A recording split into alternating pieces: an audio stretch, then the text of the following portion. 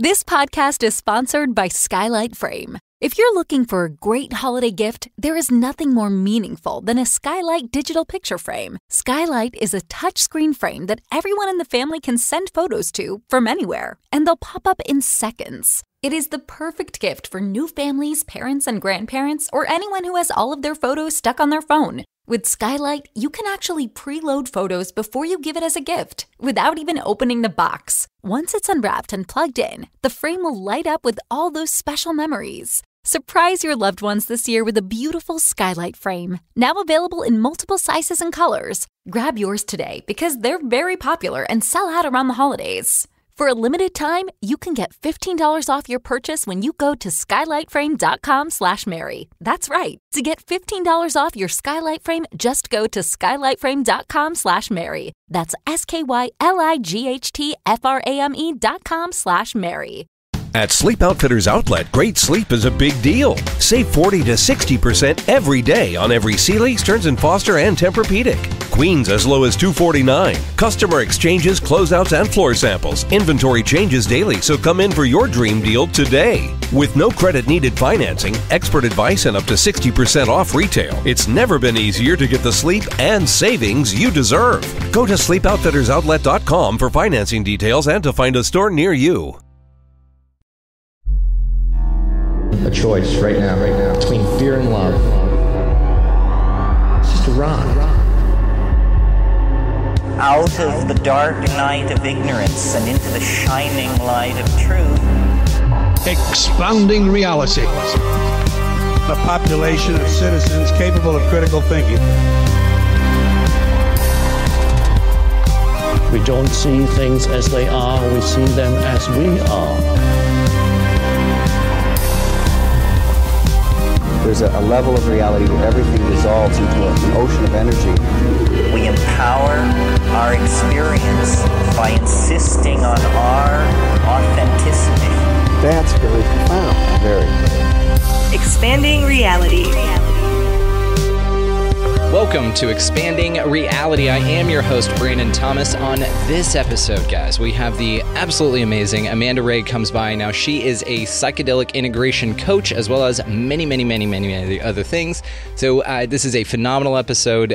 She talks about her kicking her addiction of heroin after 8 years with Iboga, and then now she helps folks after psychedelic experiences integrate those experiences, which is a very important part of the process that not a lot of people are doing. So it's a very interesting niche that she's got, and I think it's very necessary. Also, she's just badass. She talks about her Kundalini awakening, and like I said, guys, you're just absolutely going to love this. So, all the ways, of course, guys, to find her down in the show notes. Make sure you check that out. While you're down there checking out Amanda, go ahead and check out our affiliate links as well. So, Food Forest Abundance, get your freedom from fear on. If you'd like to start your own podcast, I host through Libsyn, so that's the link down there. You get 2 months free with that bad boy. Highly recommend it if you feel called to start something like that. Also, if you're going to buy any damn thing at all on Amazon, go ahead and run it through the show's link. It helps the show. Folks need to know that there are people out there who want to help with any type of spiritual time slips. There's so many things that people encounter out in the world that they can't explain, and not a lot of people have a resource to go to. So check out Opus. Opus is, of course, the organization for paranormal understanding and support, linked down in the show notes, guys. If you feel called to do that, absolutely wonderful resource. Of course, Lester Velez, our good friend here, runs that damn thing, and he is just wonderful at it. So check that thing out for sure, as well as down there it would be our website. So check out the website as well. It's got links to everything, as well as replays of lives, Too Hot for YouTube, merch, all that good stuff. So, okay, guys. That was a lot. But anyway, now that we've gotten through that, let's get to this incredible conversation with Amanda Ray. Get it all out. It is a beautiful day out here. We are hanging out with Amanda Ray. How are you doing today, Amanda? I am doing so well. Thank you so much for having me on the show. Just definitely, I said, soaking in all of this incredible energy that's hitting the planet right now, and excited to share it with you. My God, it's been intense, right? And you and I were kind of talking about it a little bit before we got going here, but it's been interesting, definitely leveling up. What are your interpretations of the energy? So it's so interesting to see how it affects people so differently. I feel like we talked about earlier, it's bringing up a lot of lessons and stuff. But I feel like for those of us who have maybe been able to switch our perspective of what that stuff all means and can catalyze and brings forth into our lives, as much as there's a lot of challenges, I feel like happening for everybody really on the planet, I think we're all coming more into a space where that manifestation or that clearing is happening faster. So rather than having to stay stuck in these challenges for a while, it's like we're leveling up, like you said, like getting better and better at integrating them and perceiving them differently to be able to use them as like tools, to expand. So I feel like it's, coming from both ends of the spectrum, like, everything is in balance, always. And so as these intense solar energies are coming in from our sun, we're getting also like the grounding energies to balance that out. So, and then it's just like that process of osmosis of balancing that internally. You nailed it with that. And what's interesting too about this is that, yes, the balance seems to be occurring, and it seems to be more divisive than ever. And this is kind of what I think that they talk about when they talk about that 3D, 5D split thing, is that it's going to get more intently divided vibrationally. Is that kind of where you're reading it as well? Totally. I know what you mean. Yeah. Where it's like the way that I was shown it too was like these two dimensions always existed within one another, but like you said, because of how intense they're getting and our ability to just see and perceive, we're not actually dividing, but we are noticing the division or the difference more. You know what I mean? Like we're actually coming closer together, which is, I think, what is making it so energetically, at least, these two dimensions, if you will, are sitting on top of each other, like leather and lace, just getting sewn together. And like I said, they always existed, but now our ability to perceive them. And it's so interesting. We kind of mentioned a little bit earlier about like literally living in our like different universes. We're not all in the same place as much as they are coinciding on top of one another. And there's been so many crazy experiences that I've had that has like shown me that right in front of my face. Like you can't ignore this or deny this. And so, yeah, I think that's a lot of what like the awakening process is all about is seeing how malleable our reality is and that we do live in separate little universes. Consensus reality. I've talked about this. You nailed it. This is definitely something that we talk about here, and it becomes more interesting and more evident. But yeah, it seems like the veil here, if you want to call it that, the illusory boundary is kind of thinning quite a bit, and it's fascinating. And it seems like people who, I'm just going to say, that are open-minded to the direction that we are, where we're at least open enough to look at it.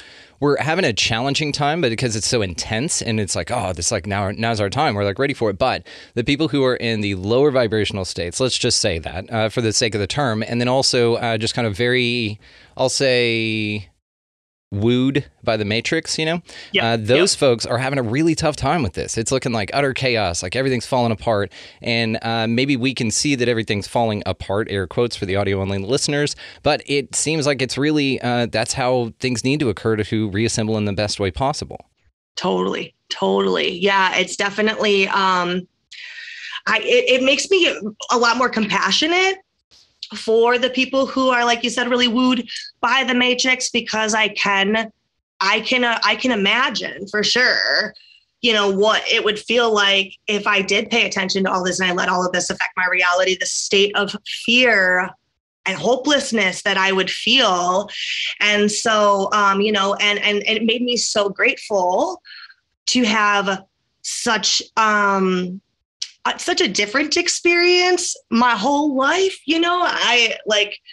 I can honestly say, and I thought about it, a lot. I don't know if there was a time where I was ever asleep. I think I was just unaware of what was happening until I was able to give it words later on in my life, which had been, the last 8 years or so. And it was terrifying and it was lonely. And, and it caused me, I was very suicidal. I was, it led me to addiction.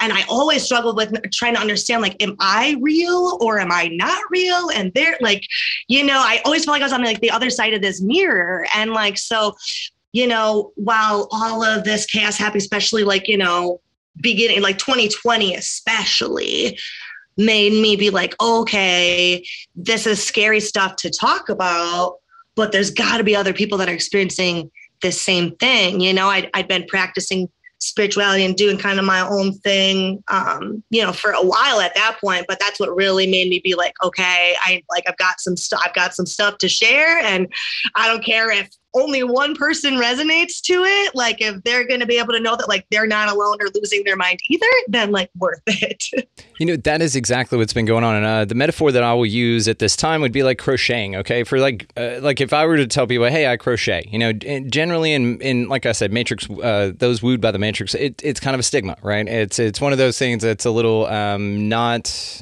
characteristic of a male. Okay. But totally, what it feels like is the analogy that I would use in this whole waking up thing is that everyone's been crocheting this entire time, but no one was telling each other about it. And finally, somebody came out and said, check out this blanket I made. It's super dope. And now everybody's showing each other their projects. It's like, oh, you've been working on this too? Oh, you've been working on yourself too? You've been doing the shadow work? You quit drinking? You're doing all these improvements thing for yourself, and you've been doing it in the back. But now it's a community of people who are out there saying, you know what, we're all doing this. Let's roll with it. And it's way more reinforcing for those that maybe weren't crocheting, to stick with the metaphor, that they were interested in it, but they never thought that they could be somebody who could venture down that road. Totally. So it's just an odd thing energetically, but I absolutely love it. And I'm right there with you. We talk a lot on the show about how the shift is happening and what that entails and what we're kind of seeing. And it's affecting all of us, which is wonderful. Some of us were very, very excited about it. And for some folks, it's very, very scary. And you help with this. So I'd like to talk about your psychedelic integration coaching, your Harmony I Am. So tell us how you help people embrace lasting change and a balanced life. Absolutely. Okay. So this is, so my passion, especially following my experience. So I was addicted to heroin for 8 years, but that is the last symptom to manifest of what I previously discussed about feeling like I lived on the other side of this mirror, feeling really alone, not understanding what was happening to me. So heroin was something that when I found it made all of the craziness kind of cease. It also was like this sense of safety that I had not ever felt. And so I can understand and really just through my experience, see essentially with addicts, just like angels with their wings bound and who have been told that things that they are going through or just being traumatized or neglected or just misunderstood. And, and on the same note, when you take away any sort of substance from that, looking at how we all have certain addictions or attachments, I feel very blessed that mine showed up in a way that I could not ignore long. I couldn't blame other people for long. I had no choice but to be like, this is me. How am I what am I going to do to save myself? Where a lot of people who are more attached to things that are socially acceptable, really just won't necessarily take that time to look at themselves because it's acceptable, right? So that being said, my path to recovery was very untraditional. I used a plant medicine called Iboga. And I have also used and sat in medicine circles since then, but that was really the catalyst. And the biggest thing is after my experience, I was very fortunate that it helped me to trust this voice, like I said, that had been guiding me that I would push away. But for the most part, after my experience, and for most Iboga experiences thus far, they give you the medicine and they serve you the medicine and they do not teach you how to integrate this medicine into your life. I find this to be the case with many plant medicines, ayahuasca ceremonies, sandpaper, like DMT, whatever the ceremony is, there's so many people that will just deliver the medicine and then you are left to figure out what to do with it, which is why I think we've all come in contact with some people who are like, I've done ayahuasca this many times and yada, yada, yada, but they're still judging everybody and everything.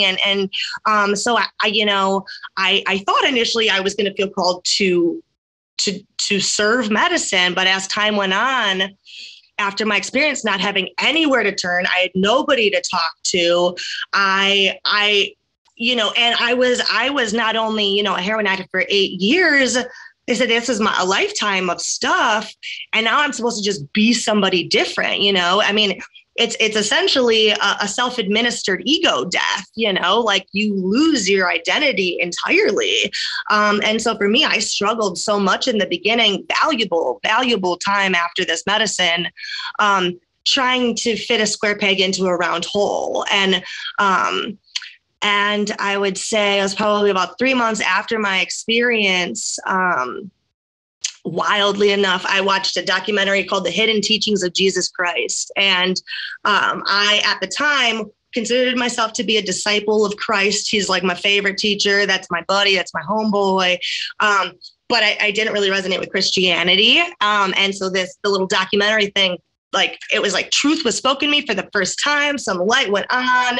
It was all essentially how the Bible, it breaks down the metaphors into like interpreting it into meditation and yada, yada. And it was like I said, something woke up inside of me that was like, this is truth. I know this, like I know this from before.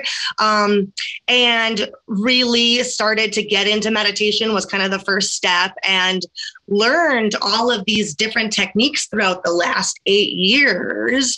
Some of them that I practice often and are really like work for me, and others that I knew I was just learning to be able to teach other people. So essentially what I created is currently right now it's virtual coaching. The goal is to eventually one day have an actual space that is specifically created for people to come and integrate these crazy experiences into their lives. So I use a couple of different techniques and method. It's very personal, and that's where I think current addiction and recovery treatment, not even mental health treatment, is so one size fits all. Like this is the most. There's that medical book that everybody, I forget. It's the Master Medical Book, whatever that, like the CM5 or something like that. But they all just go based on like this is the criteria, and it just can't work like that. It's such a personal experience. So there's certain things like meditation and breathing, of course, that are, to me, I think crucial for anybody. And when I say meditation, I use that really loosely in the terms of like how you meditate is going to be different than how I meditate. Some people meditate at the gym. Some people meditate where they're fishing or, going for like, so it's not always just, sitting there and doing that, as much as I love like transcendental meditation too. But I really just try to work with the people after the experience to try to figure out, essentially the biggest thing is how to listen to their intuition. What are they supposed to be listening to? We all, I really like to use human design for this to try to get a better idea of how this specific person's blueprint is meant to function, and trying to really just help them, like I said, the best I can to bring this medicine and this new awarenesses into their physical reality and body, because knowledge is a rumor until your body knows it, So, So like I said, that's essentially how I go about doing that. And then I do, I'm a medium and a channel, and I was doing that for a while. But I recognize that I like to use my specific, extra senses and sixth senses to help guide people to opening up to their sixth senses, versus I don't want to be anybody's guru. We are teammates. We're teammates, and so I was starting to not like how that felt, because people would come to me and they'd kind of treat me like I was in some space that they're not in yet. And, and I see a lot of people these days who are very addicted to a psychic telling them how, what to listen to, who they can trust, whatever the thing is. And so it's been a really cool experience the last year, really fine tuning and specifically setting my focus on, psychedelic integration. Also Kundalini integration. I do have some people who I, work with who have also had a Kundalini experience, which is, I think I've got 2 people that I've ever met that had as intensive an experience as I did. So we kind of are teammates on that too, working together to try to figure out how to integrate this madness, which will happen over periods of time. But yeah. Just remarkable. Just remarkable. Something that you said to the Christ consciousness thing. I mean, that's what he was talking about. You will be more powerful than I ever am. And so you've nailed this with this. And I love that you have that humility and understanding, because that shows that you're really out to help people, which is awesome. Yes, thank you. I'm curious about what brought you to Iboga, but also, do you mind just explaining what that is for the audience? Totally. Yeah. Fair question. So much so. Okay. So first, so Iboga is a shrub. It's found in West Africa. It has been used in African tribes and cultures as a rite of passage, as well as a healer plant. But I did get to meet a really beautiful soul whose tribe used it as a rite of passage. And it's so interesting how it affected him versus how it affects addicts. So for him, they were dancing around the fire and having a good time. Now, for people, especially in Western culture, in general, who are experiencing mental health addiction, it is specifically known for because of its ability to help you overcome withdrawal in that 24-hour period of time. So rather than experiencing withdrawal over a period of time or having to take maintenance medicine, essentially, and you can feel it. This medicine, it just kind of morphs your cells in a way that literally eliminates the withdrawal process. But it is very similar, I would say, if you want to compare it to anything, would be ayahuasca. However, I've never really experienced a medicine that's quite like this because everything is very internal. It is definitely used on an energetic and spiritual level to help you face traumas, be it in this life or past lives, really clearing your root and sacral, which are the things that tend to be in the driver's seat until we become aware of them and are in contact with them and make a lot of our decisions. So Iboga is really helpful for anybody, honestly, who is open, who just knows that there's more to life or doesn't feel like they're in the driver's seat, and doesn't know necessarily what to do next. Like I said, I will call it like kind of like a self-induced ego death. But essentially, so there is Iboga, which is the root. Now, Ibogaine is a synthesized, more powerful version of it, right? It is highly illegal in the US. And I do believe that's because of its ability to heal a multitude of diseases. I mean, even physical symptoms. I've had somebody that I coach that was only addicted to opiates because of chronic pain, and when she went to go do Iboga, she left not only not addicted to opiates, but not in pain anymore. So I really honestly wouldn't put it past this medicine to heal, a lot of different things. So essentially right now there are places all over the world that do use this as a tool to heal. I specifically work with a retreat in Mexico, in Cancun. And then how did I get on? Okay, that's the second question.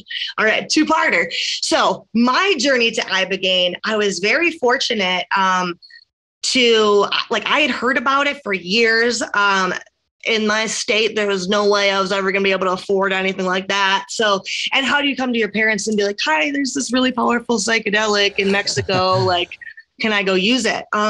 So I knew about it for about 2 years and was definitely in that period of time calling it to myself. I didn't realize I was manifesting at the time, but kept on calling it to me. Somehow my parents ended up hearing about it from a friend. And honestly, they offered it to me. And I will tell you at that point, I said it had been 2 years later. At this point, I was so hopeless. I was like, whatever. Like I honestly, I can't even say it was my last hope. I was doing it because I wanted them to know that if my addiction took me out, I tried everything possible, so, and I had no idea. I had no idea the changes that were about to take place afterwards. And then how that change would also directly affect my family as a result of them being open to this experience. Now I'm just curious about this. So what was that like? When you went to go undertake the experience, when you came back, how did things change for you? Okay. So, and this is the interesting part. And what I try to warn people all of the time about is that you're going to face some stuff, right? Like I said, it was so funny, the difference in the tribe, he's dancing around and having a good time. I was so angry afterwards, even though there's so many things happening at one time. I was angry because I was like, well, I can't I can't now. Like, and what do I do with that? And my experience was really divine timing, in the sense that literally there's usually always people at the treatment centers. And I just happened to go at a time where there was nobody else there. I was terrified of being alone at the time. That was not so, I was wrestling with that. It was a long time ago too. So we couldn't communicate with, people back home as easily. So, it was intense. It stays intense, for as well. It depends on if you got a coach or not, right? Like, I definitely help ease that experience. So, but a lot of people that I coach have that similar experience, the day or two afterwards, they're kind of angry and dealing with that. But the first time I knew how much this medicine changed me was flying home a few days later. I was terrified of flying at that point in time, had to knock myself out. And I got on this plane and it was turbulent and I didn't flinch. There was and I was like, oh shit, something happened. And like I said, I struggled for a good 3 months trying to learn what I was supposed to do next, how I was supposed to take all of this information. I knew now that I had served a purpose. I knew now that it was I had no fear of death or loss or, all of these things that used to make my decisions for me, essentially, So that was the challenging space, was now what do I listen to?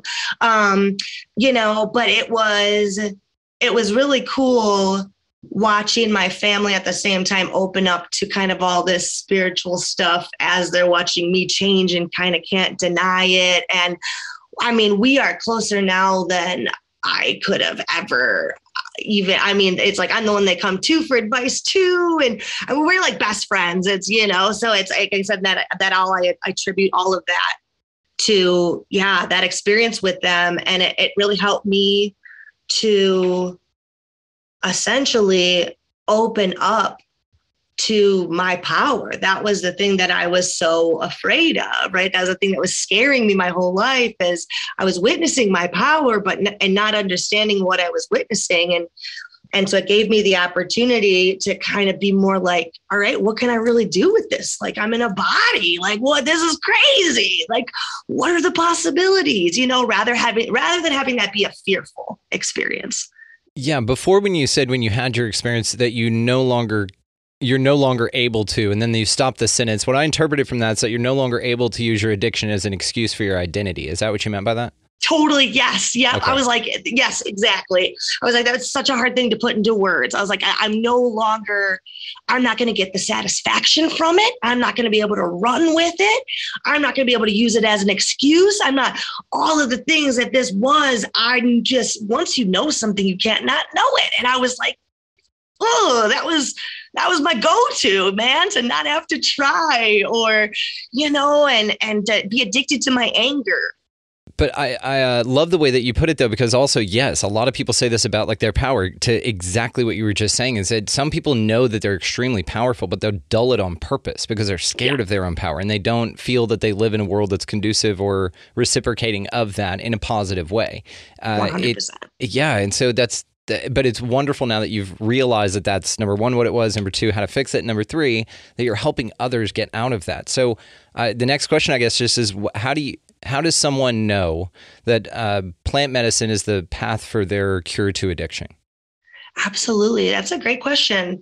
I would say one of the biggest things is in how they resonate with traditional recovery. So I'm very clear cognizant, and I just have knowings about things, and I know things that I know, and I can't tell myself that I don't know them. So one of the things that I noticed being in traditional treatment centers was being told about how malfunctioning I am and this disease. And I was no, I just don't believe you. And so being told that this was the only way. And not only that, there's 5% chance that I'm going to make it anyways. And they drill that into your head at treatment centers. They're look to your left, look to your right. Only one of you is going to make it. That fear is somehow going to make me believe that I'm the one that's worth saving, you know? That's what they say to the Navy SEALs when they start. You know what I mean? So it's totally. Yeah. And it was like, so that was like the biggest thing to me is I had this knowing and I had to follow it. And so I know a lot of people that traditional recovery works for them and they are kicking ass and taking names. And I'm like, do it, like, get on it. I think the 12 steps are an amazing way to live our lives. And they're definitely, about taking, when people are able to, I think, it's kind of like how it gets interpreted a lot of times, kind of like the Bible, like anything, you know what I mean? I think when you go back to the roots, I was very fortunate when I was in traditional recovery to be friends with all the elders. All of the people that I was friends with in recovery had been clean since Bill W. was around. And so fortunately, they really helped me to understand that too. Once upon a time, AA and NA used to be about meditation. Like they used to start every meeting and end every meeting with the group meditation. Some meetings were just meditation, but that was a staple, So like I said, I got really lucky in that group of people, but I would definitely say if you don't resonate and if the thought of living in traditional recovery sounds worse than dying from the disease, then you might want to explore some other options and just know that you have other options, because that's where I was at. That's a fantastic way to put it. Yeah. Yeah. The 12 steps are interesting. It was interesting to hear you say that. In my mind, my interpretation of them is that they take your power away and they make you feel like you're very, very small and that you can't help yourself. And perhaps some people need to hear that when they're in the mode of maybe they feel like they can't and they kind of just need the Jesus take the wheel kind of concept, and that's fine. Because perhaps outside of that and after that is where they really gain the information and knowledge and confidence to realize that they are a sovereign being and that they actually, one of those things that was in you the whole time. You had it the 100%. Whole time. 100%. And I think that, I could not agree more. One of my biggest things I say is like, I don't really go to meetings, but if I were to, I never say, my name is Amanda and I'm an addict. I say, my name is Amanda and I have a desire not to use today. That right there. It's the constant reaffirmation, because there are people, I was talking to my father-in-law about this the other day. There are people who've quit drinking 30 years ago and they say, I'm an addict, but they're 30 years sober. You haven't been an addict since the last time it mattered. You know what I mean? Yes. It's interesting to me that is my biggest problem. My biggest problem is that. And then also, like you said, the giving your power away. Like I said, once upon a time, from what I hear, like I said, from the elders, that's not what it was. Like you said, it was more about humbling. When we're in active addiction, we can be very selfish, and to recognize that there is a power greater than you that could restore you to sanity is like opening up to that faith. But what's happened throughout the years is it has turned into, not only can I make my own decisions, I'm going to give my decisions to my sponsor, who is also an addict, but knows better about what I should be doing than I know, because I'm and I said, and it's just gotten really, they call it microwave recovery, and like I said, it's kind of like how it's all been interpreted wrong, not wrong, just differently. It's been turned into a little more cultive personality of a thing, if you will, which, like I said, is sad, because the basis, the building blocks, the principles, what Bill W. first set out to do, and the purpose of it, about humbling yourself, recognizing your mistakes, but then also the traumas you've been through, sharing that with another human being so that you're not alone, and and it's okay to talk about this, and then being of service, apologizing and taking responsibility for yourself. And then, like I said, again, sharing that with other addicts, like that's such a beautiful thing. But the way that it's just been taken, like most beautiful things, it's got to have its moment where, we also recognize that when taken too far, it can have the opposite effect. Completely agree. And I think that also even step programs like this are programs to get people off of substances that they got you addicted to in the first place, because that's how this place works. I think it's interesting that even in that, your recovery is centered around a low vibrational, you have to give your power away. So what's interesting about what you said, and I agree with this, is that their model is for you to turn yourself over to a higher power. Now, what's interesting is by doing that, you hopefully can get to the point to where you realize that you're the higher power that they were talking about the whole time. But they weren't referencing you. They were referencing the fact that you should still feel in this low vibe thing. And so even in your recovery, they hijack you back into the state that they want you to be in anyway, which is this low vibe thing. So It's really cool to see that you recognize this, number one. Number two, you've been through it.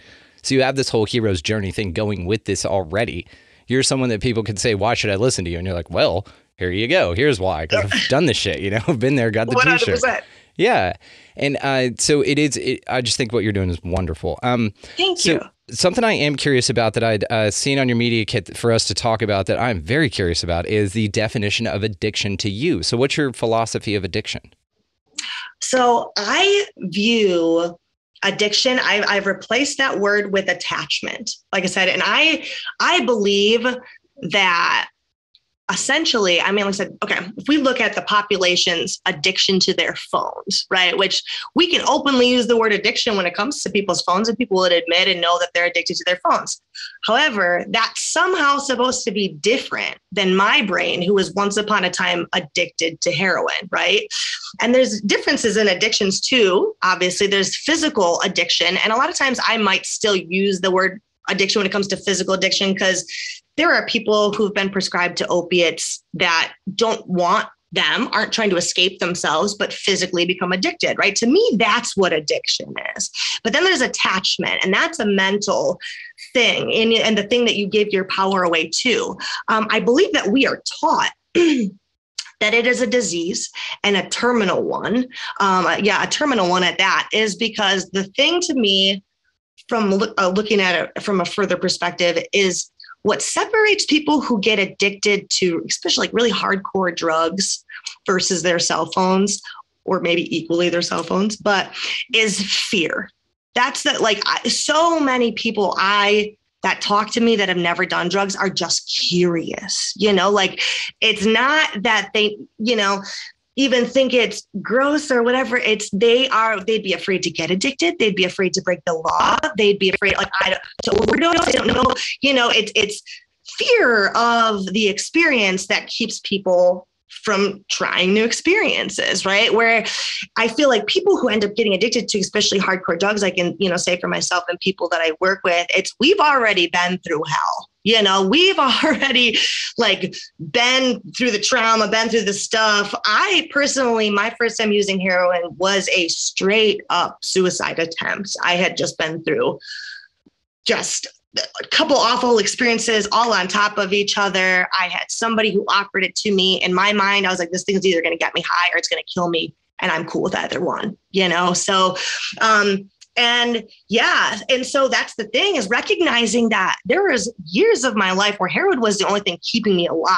Yes, was it Russian roulette, and I could have died at any time. And it's recognizing that for so many people, what keeps us in this active addiction state is the shame and the stigma.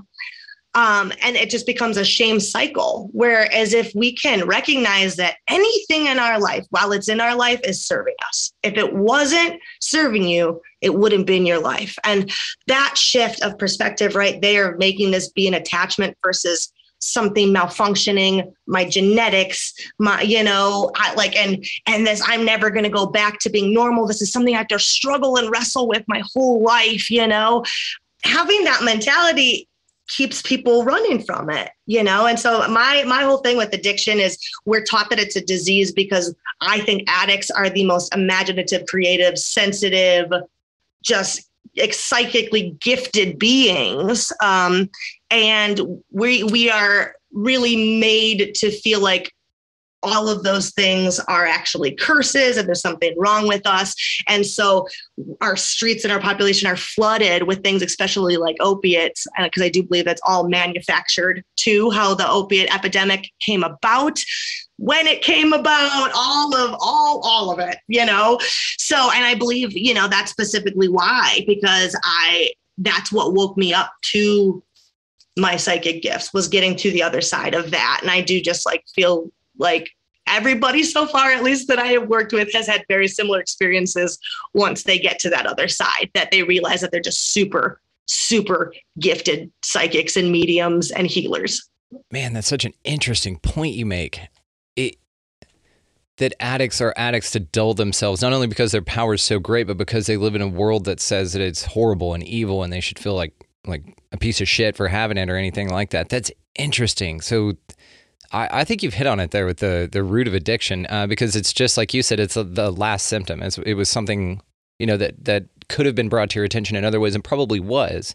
Right. It just wasn't recognized by you. And so you go into that, and it's just kind of like that whole idea that like schizophrenics and mental issues are really sort of like a negative entity attachment or something, like they're dialed to 11, and autism and things. There's just so many misunderstandings. And I think the more that the truth comes out of the veil's thin, like what we're talking about, I think these things get framed in a new light, and they're very, very interesting. Yes, I totally agree. Same thing with schizophrenia. Yeah, I've had a lot of downloads and experiences with that. I worked with, I do ABA too. I'm just really passionate about working with autistic youth. And I think that there's a correlation there too, of them like being in two different dimensions. And so it's really fun to do. But I've had experiences too with, I swear this girl who's diagnosed autism and schizophrenic would channel just dark. I mean, her voice would change. It would take like 5 grown men to get this girl down. And I was like, are you guys not seeing the same thing that I'm seeing? I was like, this is not just schizophrenia. Yeah, this is not that. No, that's not happening. So what are your thoughts on that? So I think it's different for everybody. I agree with you. So what I have learned, especially having such a darker path, if you will, right? I've got a lot of dark goddess energy. So having that be the case, while I do believe in certain things like entity attachment and having dark entities with us, I think it's very important for us to recognize that they are here and attached to us to protect us. That they're not coming to take over your body and spread evil. It's like our own self-doubt mechanism too, right? That part of us that self-doubts is the one that has maybe felt like it lost love or been hurt in the past by an action or a thing that you did. So when it sees you doing the thing again, it's going to tell you, don't do that, and make you doubt yourself because it's afraid of not getting love again. Right. And so to me, I see it as kind of like the same thing is, and I know, especially feeling that as I grew up with these gifts and not being able to express them, there were times that my mom almost had me exercise, it was like, but I knew, but that this entity that was with me stepped in when I was being taken advantage of, when I felt too strongly and my poor little sensitive soul was like just about to rip in half. And so when we can honor and recognize the purpose that these entities and these beings are playing for us and with us, then that we're able to let them go. That's when, because we get to say thank you, we get to take our power back and be like, thank you for protecting me. I don't need your protection now. I see it now. I see what you're trying to protect me from. I've got us. I'm going to make sure that stuff doesn't happen to us again. And when we can learn how to work with them in that capacity, we aren't afraid of when we experience it in other people. Then it's no longer, I could face somebody else's demon and just look at them straight in the face and be like, I fucking love you. And watch them just melt away, because that's all they're looking for too. So I do strongly feel like that is what's happening, but I feel like I see it in a way that's not as spiritual warfare-y. Warfare. I like that. Yeah. There was a young lady I had on the show named Serena Faith Masterson, and she wrote a book, I Am Serena. She had over 133 multiple personalities, MK Ultra background, incredible story. But what this makes me think about what we're talking about now is multiple personalities, where you fracture based on traumatic experiences and you compartmentalize these identities to deal with it, basically. Totally. And so it's interesting what you said about the spirit possession and how it can be used, because again, back to what you said earlier, if it wouldn't be here unless it was necessary in serving you, until it no longer serves you. And that's when you say, thanks for the help, it's time to bounce. And what's interesting about this too is that it's almost like a guardian that steps into, that appears negative, but it's actually because this individual perhaps has so much to give this place that they're under attack from other things that would be way worse if they were to take over, right? What is one of those things? It's like having a parasite that's good for you, Yeah. It helps you lose weight, all that good stuff. Like some people want a tapeworm, right? Right. So it's interesting that these things play such a massive role here, and that it seems, again, I mean, and the more that I look into it, things like addiction, things like mental diagnoses, they just seem to be inversions of what's really going on. And it seems like I don't know. I mean, this is getting too conspiritual here, but it seems like the people in power kind of know that, and they kind of hijack it to keep it in this lower vibrational state. But the good news is it's all you anyway, right? And so our whole job is here is to kind of wake ourselves up from ourselves, kind of a thing. 100%. Yeah. And I agree with you. Like I try so hard not to get caught up in the conspiritualism. I like that you just called that, because there is that aspect of like, yeah, like so much of it was manufactured. I mean, if you look into the industry of mental health in general and psychiatry, how it was created, when it was created, and the purpose that it served. And I do believe that there are higher beings, higher than just like government officials. I'm talking about, like the actual beings of the planet, right, that are aware what is truly going on with us, and they don't want us to know, but it is slowly coming out. And I believe a lot of that is honestly, in a lot of ways, I was thinking about that today, in some ways for our own protection. Like if we were to, and I can tell you even just from my Kundalini experience, have that mindgasm awareness of everything all at one time, it's traumatic as fuck. Like, oh my goodness, I couldn't speak for 6 months. And I think that in so many ways, that's why it's slowly being leaked. And I try to look at it that way versus being kept from me now. Because like you said, it's all me anyways. And this is all just a play and a drama that's playing out. And, so when you can just become like more entertained and interested and curious about what's happening and how other people wake up, what does that look like for you? What was the thing for you? Then it gets like a lot easier to not like, because like, again, like I said, I don't like to play into the spiritual warfare thing. Do I believe that there are beings that, are whose purpose here is to try and distract us, whose purpose here is to play the villain or whatever? Yeah, 100%. But like, that's also their role and purpose. So again, that's all source, that's all God, that's all spirit, and that's all me, especially within my own little reality here. Could not agree more. What was it that got you to that understanding, or where you feel comfortable saying that so confidently? Yeah, 100%. I would say that definitely the Kundalini experience that I had showed it all to me. And I feel like in a lot of ways, that is one thing that I always had hoped, right? So like I said, being a medium and gifted and in tune growing up, I tapped into a lot of darkness. Like I have a lot of dark goddess aspects, things that I prophesized were death, things that I like. So I thought I was evil. Like even though I'm literally the most loving, like sensitive, but I was like, I must be evil because this is what I'm experiencing. So I think it's in a way, it was always what I had hoped was the case. And so I think it was my Kundalini experience in general and being able to see it and feel it and experience it from this higher perspective that helped me to know it, like in my body, and there was still a process afterwards. Because with that experience, with that energy surging through you, you get faced with traumas and things and cellular memories, right? Internally, it's not just like this bliss experience and now cool, I'm activated and like, get to like, just, hop in and out of reality. So it's not like that at all. It surges through you and you have to face the things that it cleared in your physical reality. So, so it definitely got like a little scary for a few years. All of that dark stuff had to come to the surface for me to actually acknowledge it and see its purpose and working with me. But that was probably when I was actually able to know it without going back. Does that make without the forgetting part? 100%. It makes complete sense. And I love what you said about things not unlocked yet. We hear this with people who do hypnotic regressions. Like there's some folks that will do a hypnotic regression, but there's a block, there's a barrier there.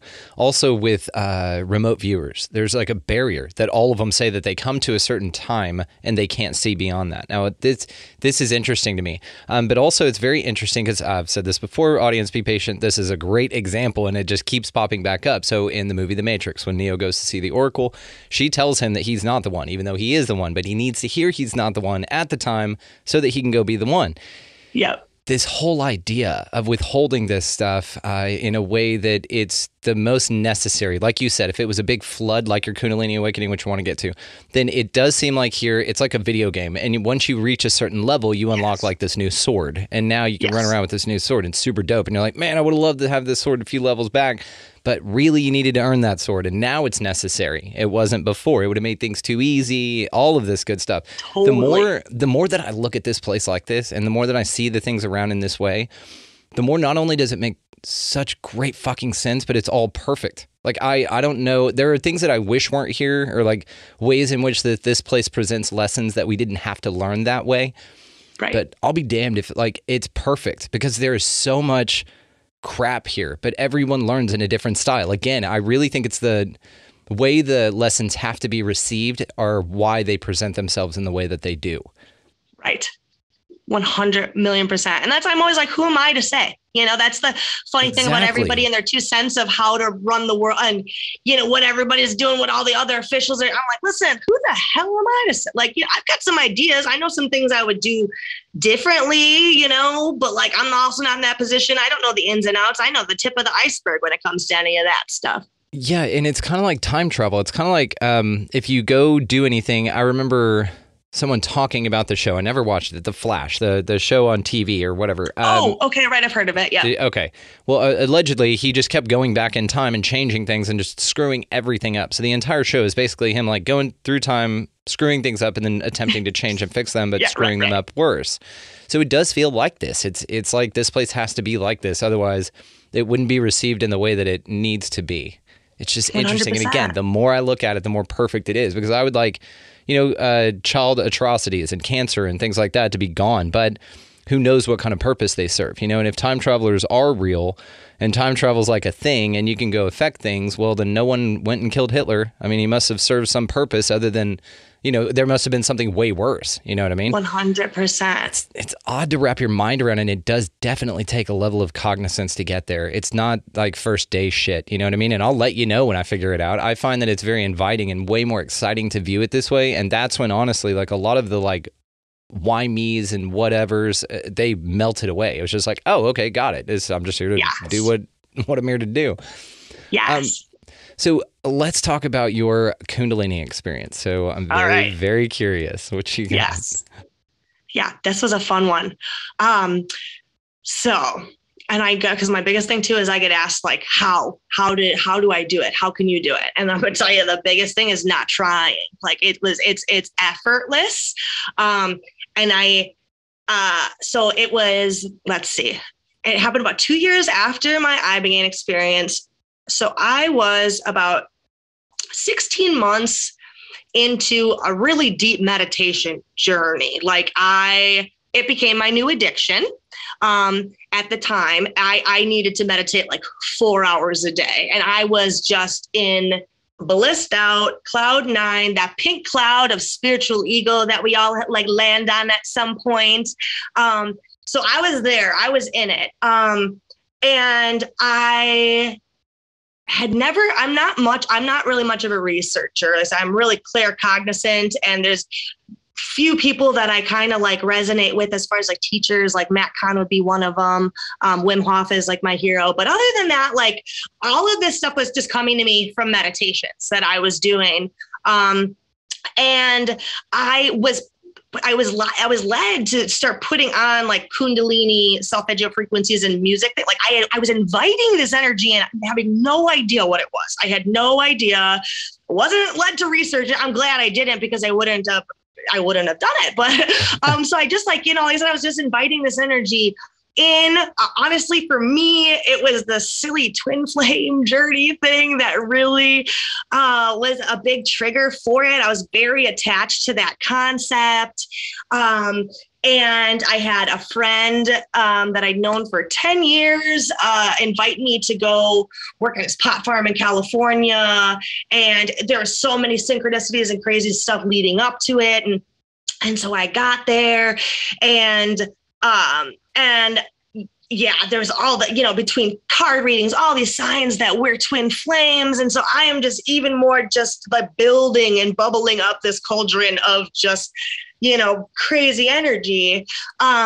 So what had happened was, to make a long story kind of short, is we were in San Francisco.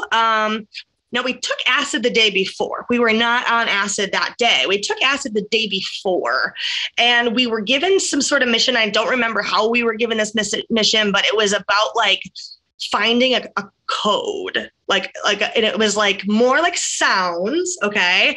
And it was like what my soul name was, but it's like, so yeah. So I don't remember how we were like, given this message, whatever, but we're like kids playing, just inner children, full force.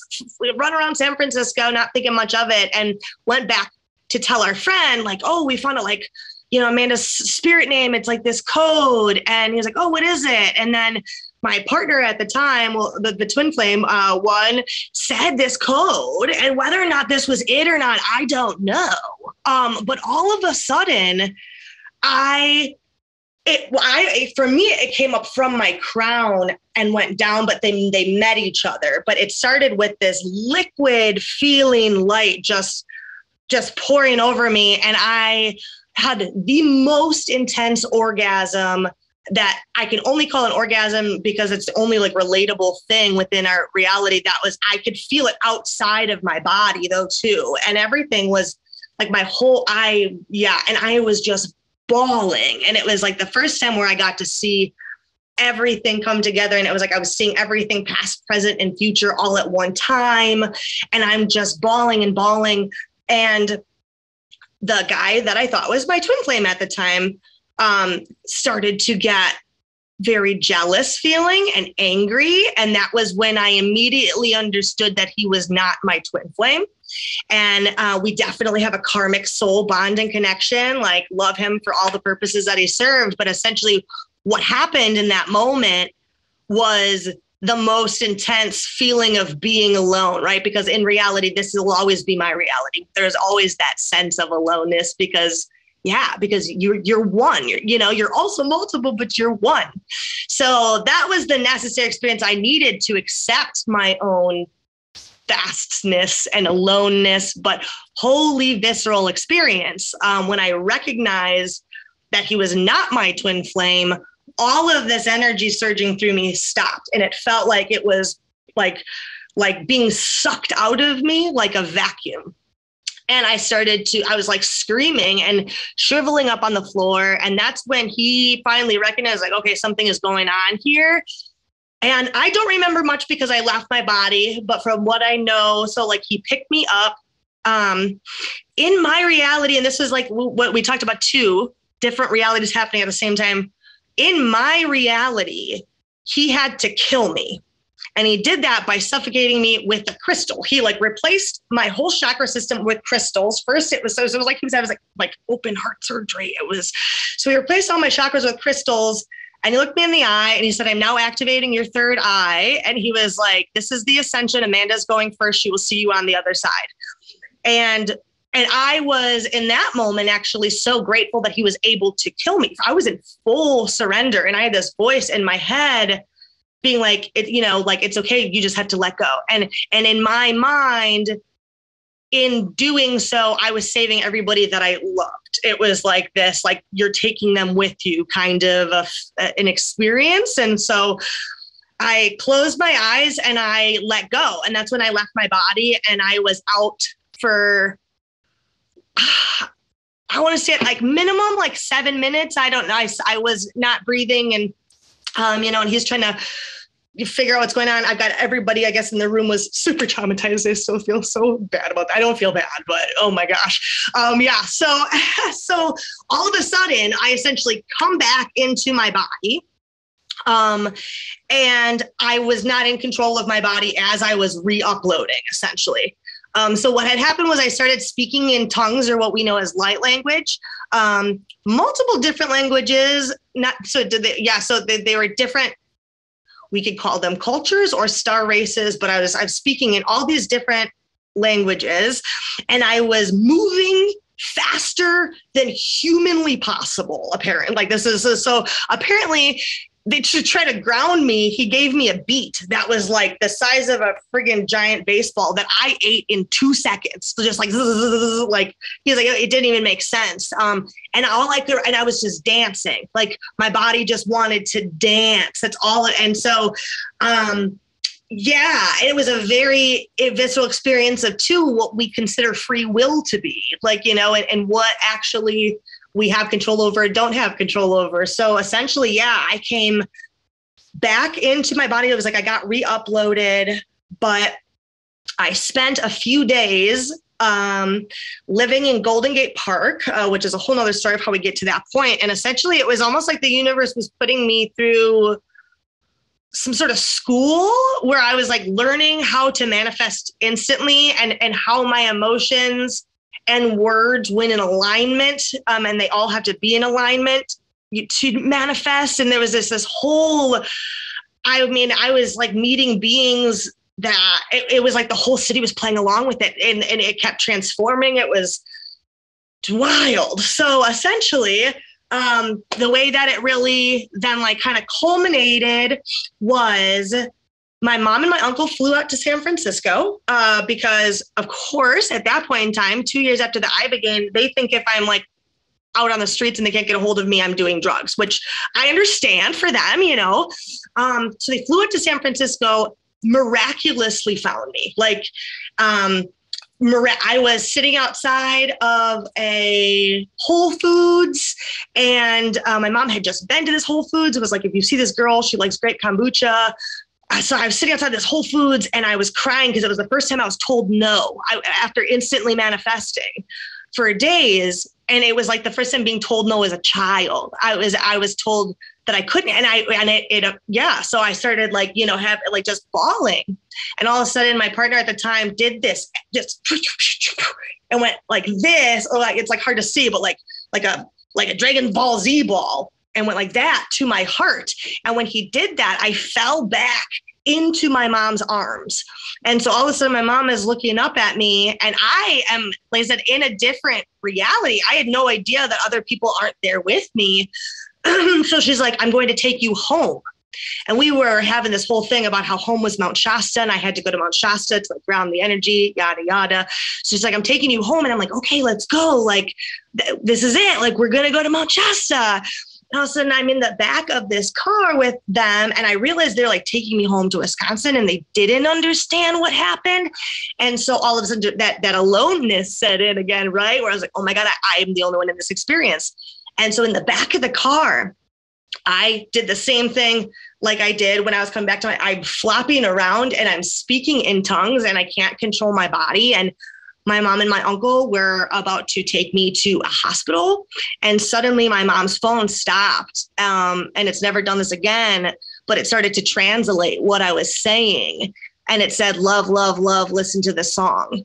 And so my mom stopped, because fortunately, like I said, I'm very close with my mom. So she's known, no matter how crazy or whatever it is that I'm experiencing, she knows about it. So when she got that, she was like, there's something spiritual going. And she's like, I could feel it the whole time too. There was something else going on. So yeah, it was a few day experience really. From what I understand, and I'm learning about it, it's a, 15 to 25 year process of integration, right? It's a continual evolution and process. Like I said, I was scared to speak for 6 months afterwards, because I was shown how to manifest in the thoughts of the words and the motion being all in alignment. And so, I said it was a lot to integrate, and I'm still slowly integrating. Definitely feel like I'm more in a symbiotic relationship with this energy that once dragged me through life. We're partners. I understand the term co-creating now. As much as we're co-creating with one another, first you have to learn how to co-create with yourself, right? And then maybe you'll get a divine mirror to co-create a life with. And then from there, we learn how to co-create with the rest of society.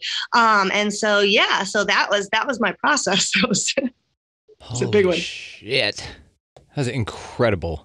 Thank you so much for telling us that. That was amazing. I mean, how intense. Now, Your mom seemed to kind of be, like you said, no matter what happened. Now, you said that you've been clairaudient, clairvoyant, a medium of sorts, but since you were a child. So did she pick up and perhaps protect you? Did she realize that you had something else going on? Yes. So my mom has always been my protector. As much as I did not grow up in a Christian home, right? My mom did. When she had me out of wedlock, we were kicked out of the church. So that was like the separation, of church. But she definitely had Christian beliefs. And so that did create somewhat of she knew I was very gifted and sensitive, but when it would manifest in darker protective ways, right, I was possessed, So that's the role it took on prior to the Ibogaine. After the Ibogaine, and once I understood what was happening, I was given the ability to talk about it more in a way that, because I knew what was happening then, and so, and it's one of those things, is my mom too, being as close as we are, when I speak truth or say truth to her, she knows it. Doesn't matter how crazy it is. Like when I told her that I believe that my soul is originally from a different star system and and I'm not from here, she's like, that's the truest thing I've ever, that makes perfect sense. Like, so, yeah, she's like, yep, does it? Yeah, does it? Yep. No problems there. So, so I think our spiritual evolution has definitely been a process together where we've grown in that way by sharing with one another. What's your grandmother like on her mom? On her side, yeah. My grandma is a baby soul. I get, my grandparents are the most loving and terrified people. Like, sweetest. Like my grandma, especially right when I was doing drugs, never ever judgment. She'd sit down and be like, all right, now tell me, what is ecstasy like? Like, she's so curious. I want to microdose them so bad before they ever pass away. Cause I just want to be like, do you want to live before you die? Because they're the sweetest. I really believe that they are newer souls to this system, they're just very scared of everything, but they've got such pure hearts and they've got this really sweet, they call each other Noah and Allie from The Notebook, their little romance between my grandparents. She's very self-conscious, very, very self-conscious and insecure. And she's just this little tater tot of a woman. And so my mom always kind of felt like she had to be the mom, which is funny because I was like, Kim, just so you know, I felt like I always had to be the mom. So it's just this interesting cycle with us. Well, it is interesting because it feels like you kind of get to a certain point in your life, I guess, to where, yes, you needed them to like wipe your poopy butt and like feed you and make sure that you didn't die. You know what I mean? But at a certain point, it does kind of seem like that they gave you such a good head start, which is what they want to give you, a better life than they have, that you reach some understandings that then you can teach them. And it's very interesting, this whole like process, right? So the reason I was asking is because sometimes spiritual gifts like this can run in families. And if it doesn't come from your mother's side, it would basically like skip a generation and do that. Did you have anything like that? Did she have a sister or anything like that? So I definitely feel like what's interesting is I feel like I get it from my dad's mother now. And we had a very interesting relationship growing up. I was my mom's protector, right? And she, my dad being a mama's boy, she was very protective of my dad and kind of, would butt heads with my mom, and I'd get very protective of my mom. And it's so funny because after my grandma Susie passed away, we have a closer relationship now than we ever had when she was living. And I actually live in her house now. And my grandma Arnold too, her mother always said that she talked to angels, and people used to always think that she, was okay, grandma, but she'd always be like, well, I was just having tea with the angels. And my grandma Susie was super free spirited and traveled. I mean, when her and my grandpa retired, rather than living in Florida with him, she stayed here in Wisconsin and traveled all over the country and just did her own thing. So it's so crazy because, like I said, in life, that's always how you know the people that you butt heads with the most. There's something there happening. And that was my relationship with my dad too. My dad is very, very gifted in different ways that he probably doesn't even recognize. Yeah. And like I said, I definitely feel like my grandma on my mom's side and my mom, they're all very sensitive. They're all very sensitive. And I think that they block a lot of their gifts. My mom, it's been beautiful to watch her open up to hers and like, just open to really like letting go of all of the stress and just that she's just so open to learning from me, which is the coolest, because to be recognized as a child, as the teacher, was the greatest gift my parents freaking gave me. You know, I was told by modern psychology that was wrong. I remember, going to therapists when I'm a teenager, being like, oh, my parents treat me like I'm the adult that I am. Right. And they were like, no, that's not okay. And I was like, well, okay, then that's not okay. Now I have a reason to be angry at you, Exactly. But this just seems like more of that inversion crap. You know what I mean? Yeah. That no, you couldn't possibly get to a point in your life to where you're presented with new understandings that your parents never were, or now they're at a time to where they could receive new information like that, but you couldn't possibly deliver that to them due to your role.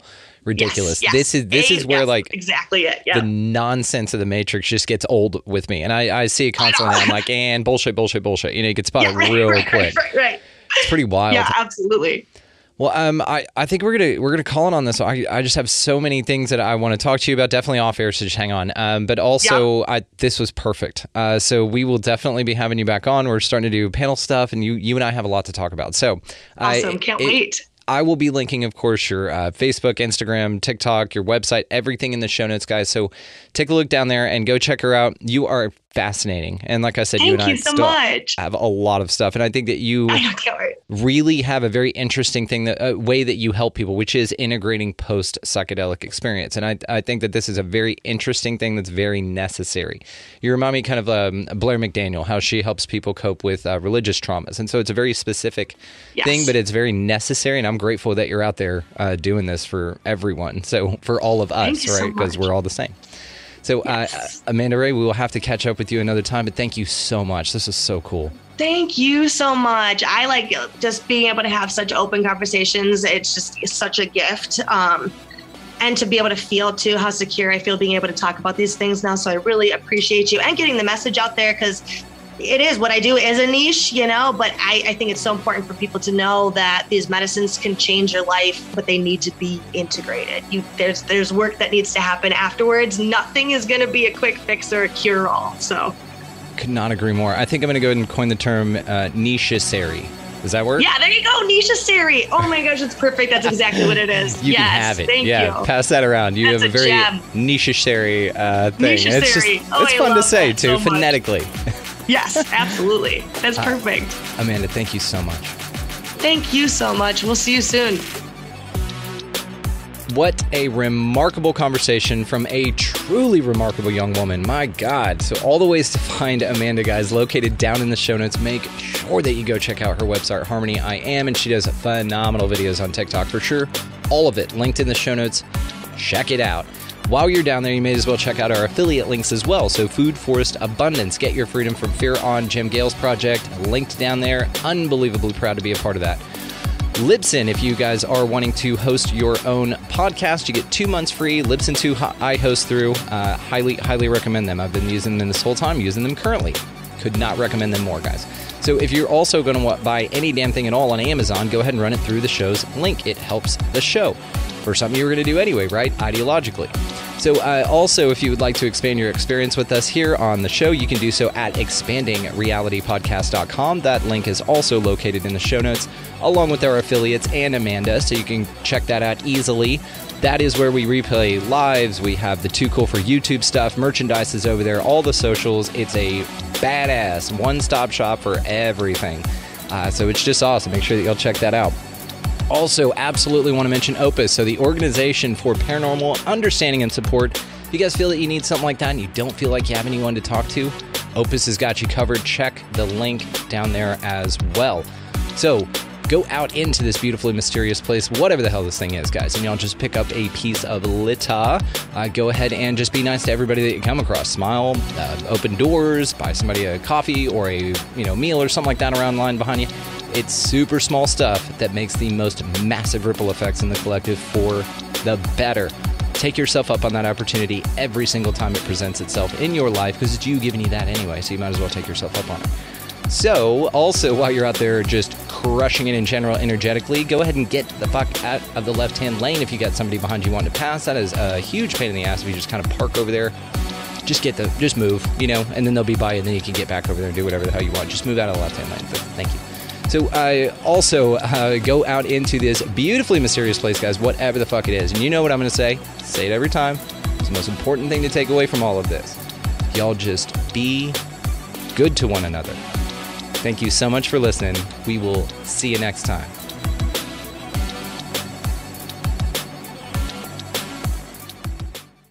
At Sleep Outfitters Outlet, great sleep is a big deal. Save 40 to 60% every day on every Sealy, Stearns & Foster, and Tempur-Pedic. Queens as low as $249. Customer exchanges, closeouts, and floor samples. Inventory changes daily, so come in for your dream deal today. With no credit needed financing, expert advice, and up to 60% off retail, it's never been easier to get the sleep and savings you deserve. Go to sleepoutfittersoutlet.com for financing details and to find a store near you.